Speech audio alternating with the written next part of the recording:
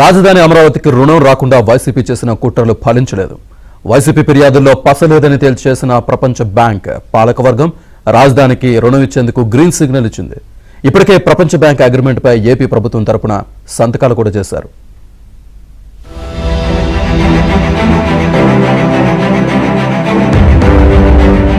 ఆంధ్రప్రదేశ్ రాజధాని అమరావతిపై వైసీపీ విషం చల్లటం ఇంకా ఆగలేదు. ఫిర్యాదులు చేస్తూనే ఉంది. ప్రపంచ బ్యాంకు రుణం రాకుండా గత 3 నెలల నుంచి వైసీపీ చెయ్యని ప్రయత్నం లేదు. ప్రపంచ బ్యాంక్ అధ్యక్షుడితో పాటు బ్యాంక్ పాలకవర్గంలోని డైరెక్టర్లకు, ఆ బ్యాంకులో అత్యధిక భాగస్వామ్యం ఉన్న అమెరికాలోని సంబంధిత శాఖకు కొందరు వైసీపీ నేతలు ఫిర్యాదులు చేశారు.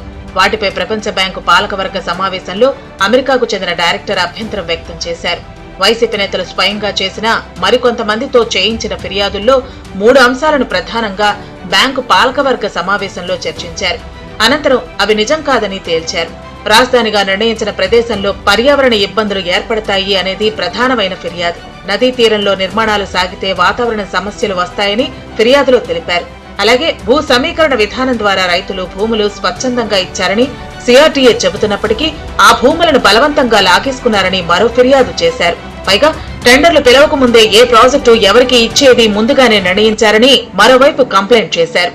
ఈ ఫిర్యాదు అన్నింటినీ ప్రపంచ బ్యాంకు పాలకవర్గం సమావేశంలో చర్చించింది.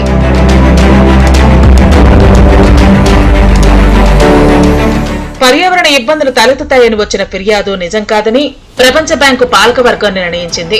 జాతీయ గ్రీన్ ట్రిబ్యునల్లో కూడా వారు ఒక పిటిషన్ వేశారని, దానిపై విచారణ జరిపిన గ్రీన్ ట్రిబ్యునల్ ఆ పిటిషన్ ను కొట్టివేసింది అన్నారు. పర్యావరణానికి ఎలాంటి ఇబ్బందులు లేవని గ్రీన్ ట్రిబ్యునల్ తేల్చేసిందని వివరించారు. ఇక భూ సమీకరణ విధానం కింద రైతులు స్వచ్ఛందంగా భూములు ఇచ్చారని, ఇందులో బలవంతంగా లాక్కున్నారని ఒక్క రైతు కూడా ఫిర్యాదు చేయలేదని బ్యాంకు పాలకవర్గ సమావేశంలో తెలిపారు.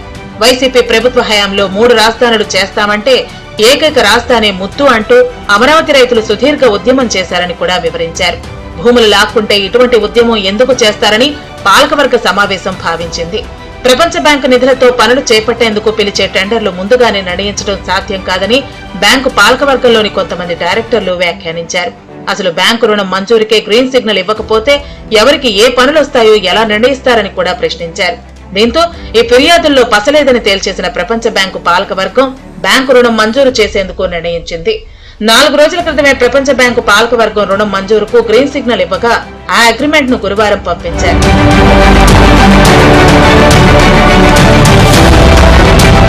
ప్రపంచ బ్యాంకు అగ్రిమెంట్ పై ఆ బ్యాంక్ ఇండియా డైరెక్టర్, ఆంధ్రప్రదేశ్ ప్రభుత్వం తరపున CRDA commissioner Kataneni Bhaskar, Amaravati development corporation CMD Lakshmi Parthasarathi గురువారం సంతకాలు చేశారు. మరోవైపు ప్రపంచ బ్యాంకు నిధులతో చేపట్టే పనులకు సంబంధించిన టెండర్లు ఖరారు. పనుల పురోగతిని పర్యవేక్షించేందుకు ప్రపంచ బ్యాంకు ఓ బృందాన్ని కూడా నియమించింది. అతి త్వరలోనే ప్రపంచ బ్యాంకు నిధులతో టెండర్లు పిలిచేందుకు సిఆర్టీఏ సన్నాహాలు చేస్తోంది.